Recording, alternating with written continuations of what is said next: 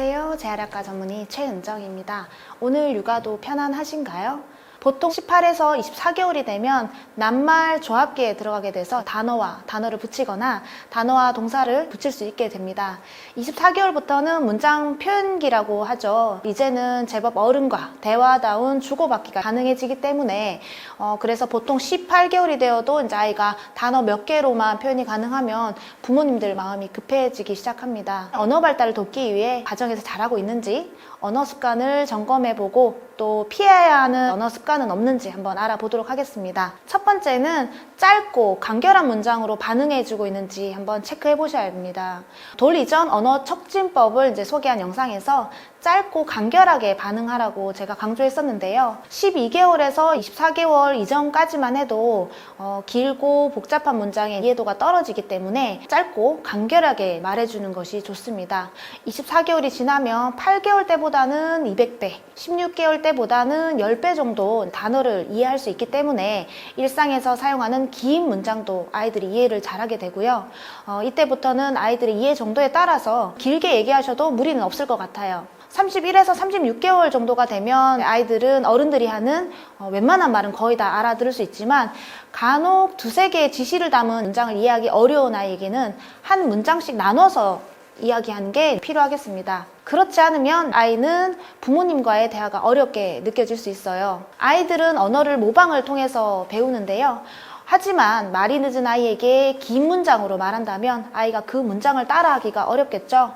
그래서 되도록 짧고 간결하게 문장으로 얘기해 주시면 아이가 말을 따라하고 그 문장을 모방으로 외우는데 큰 도움이 될 거예요. 예를 들어 아이와 공놀이를 하면서도 공 1이 줘, 엄마가 공 줄게, 공을 통에 넣어봐, 이렇게 짧고 정확한 문장을 사용하되 같은 단어를 여러 문장에서 사용해서 다양한 표현 방식도 알려주셔야 됩니다. 두 번째는 아이가 말의 필요성을 느끼게 해주고 있는가입니다.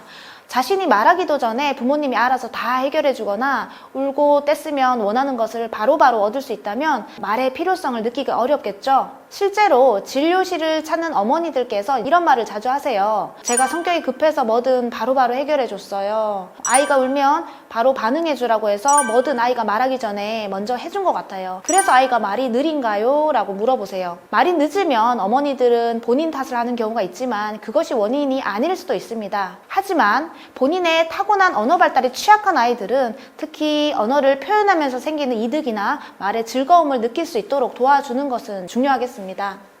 예를 들어 아이가 식사 도중에 수저를 떨어뜨렸다면 수저를 바로 주워주거나 새로운 수저를 바로 주기보다는 아이가 그 현상을 어떻게 반응하는지 한번 봐주세요. 아이가 떨어진 수저를 보고 엄마 이렇게 한번 쳐다보면서 to the 저기 등의 소리를 내면 엄마는 몰랐다는 척 연기를 하면서 수저가 떨어졌네? 수저 주워줄까? 네가 주워볼래? 등의 말로 아이의 반응을 기다릴 수가 있어요. 수저가 떨어지는 것을 엄마는 못 봤지만 내가 말로 표현하니까 엄마가 반응해 준다는 것을 알게 됩니다. 가정에서 많이 펼쳐지는 상황들은 아이들의 요구하기인데요. 손가락만 지시해도 아이가 무엇을 요구하는지 알아서 바로 해결해 주는 것보다는 아이가 손가락으로 지시하는 것을 말로 표현할 수 있도록 알려주셔야 하고 또 요구하는 것에 비슷한 발음이나 소리가 나오면 즉각적으로 반응을 해주시면 말의 필요성을 점점 더 느끼겠죠. 아이들은 자신에게 필요한 말부터 먼저 배운다라는 말이 있습니다. 부모님께서 아이의 필요를 미리 알고 먼저 해주기보다는 조금만 느긋하게 한 템포 느리게 해주시면 좋을 것 같습니다. 세 번째는 아이에게 스스로 탐색할 수 있는 시간을 주고 있는지 체크해 보셔야 합니다. 놀이를 할 때 아이를 즐겁게 해주기 위해서 부모님이 말과 행동을 모두 주도하고 있지는 않는지 생각해 보셔야 됩니다. 그렇게 되면 아이가 할 역할이 별로 없기 때문에 그만큼 상호작용할 기회도 줄어들게 되는데요. 예를 들어 아이가 장난감 자동차를 밀면서 놀고 있을 때 아이에게 하나라도 더 알려주고 싶어서 아이가 노는 자동차를 이렇게 뺏어서 이건 빨간색 자동차야, 이건 바퀴가 4개야, 자동차는 차선을 꼭 지켜서 가는 거야, 이렇게 말한다면 아이 마음이 어떨까요? 아이가 스스로 탐색하다 보면 자동차 이렇게 줄도 세울 수 있고 자동차 바퀴도 건드려서 바퀴가 이렇게 움직인다는 원리도 혼자 깨달을 수 있겠죠. 그럴 때 부모님은 장난감 차 한 대 가져오셔서 옆에서 미는 신용하면서 아이의 반응을 한번 살펴보세요. 또 아이가 탐색이 끝나고 좀 심심해하는 것 같을 때 자동차들이 나란히 서 있네, 자동차 바퀴가 동글동글하네, 잘 굴러가네 등의 말로 표현해 주시면 좋습니다. 부모님이 아이와 놀이를 할 때 아이가 하는 행동과 놀이를 관찰한 후에 가볍게 해석 정도만 해주시면 아이가 주도하는 놀이가 될 수 있습니다. 네 번째는 너무 많은 질문을 하고 있는 건 아닌지 생각해 보셔야 합니다. 이건 뭐야? 이 동물 이름이 뭐지? 이거 무슨 색이야?